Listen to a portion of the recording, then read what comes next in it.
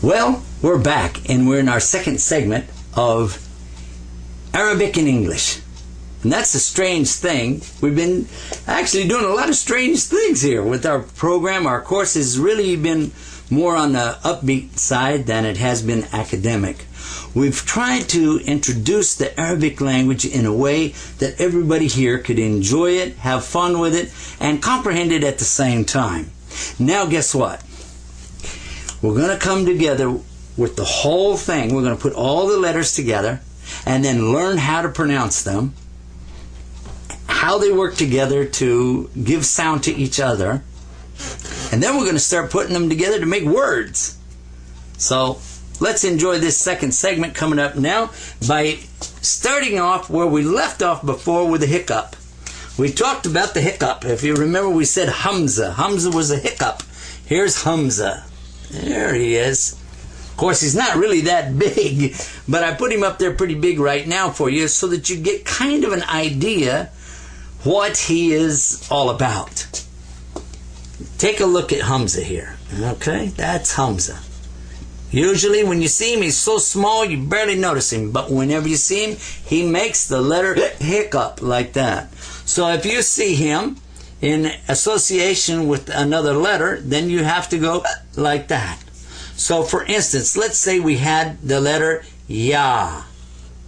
That would be 2 dots below a stem.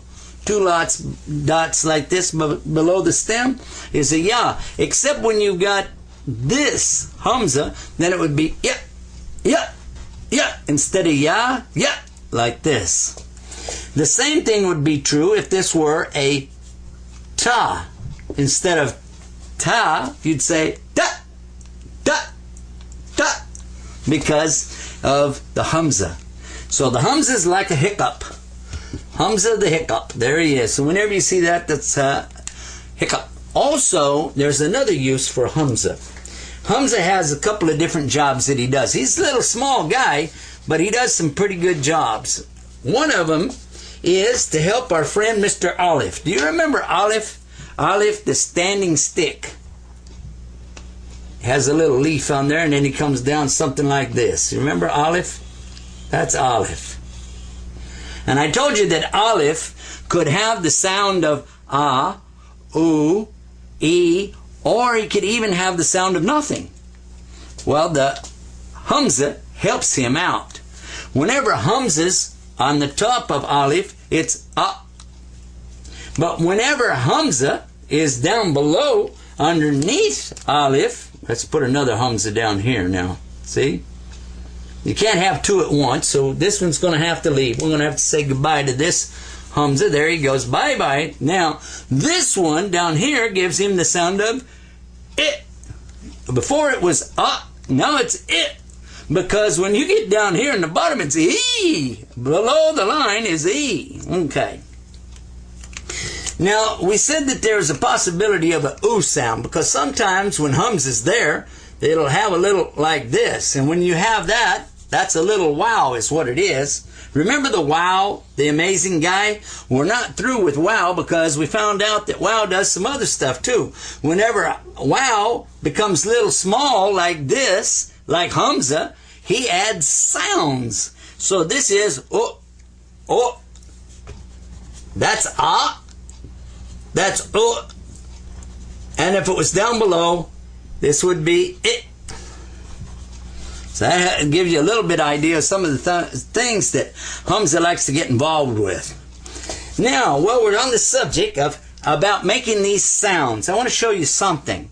Whenever you see a letter in the Arabic language, if you know the Arabic, you know by the association of other letters what kind of sound to make. But when you're like me, I'm from Texas, and I didn't study Arabic language, and so now I'm coming into the Arabic. What do? Well, they have something called tashkil, or helpers for you.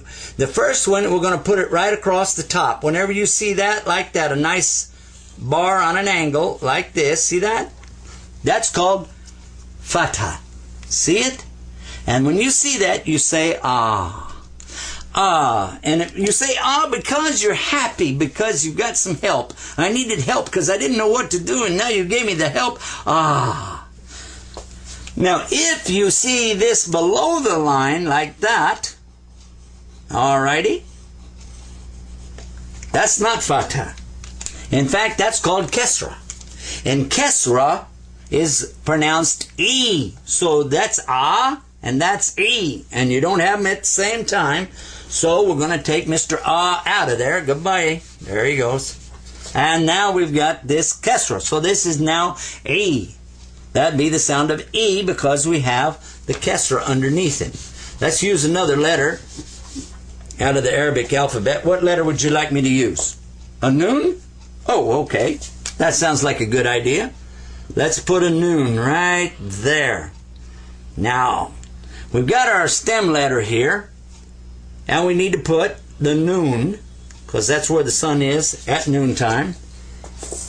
And now, if I put the kesra down below it, then I'm going to have the sound of E. And if I put the fatha above it, I'm going to have what sound? The sound of A. Let's do the kesra first. Kesra. So this becomes Ni. Ni. Na. E. This is the same in English as an N and an E. Ni. Ni. Na. E. If we had a fatha over the top, like this, then instead of the E, this would be Na. Na. Fatha makes the sound of A, and kesra makes the sound of E. Na. Okay. Now that was pretty easy.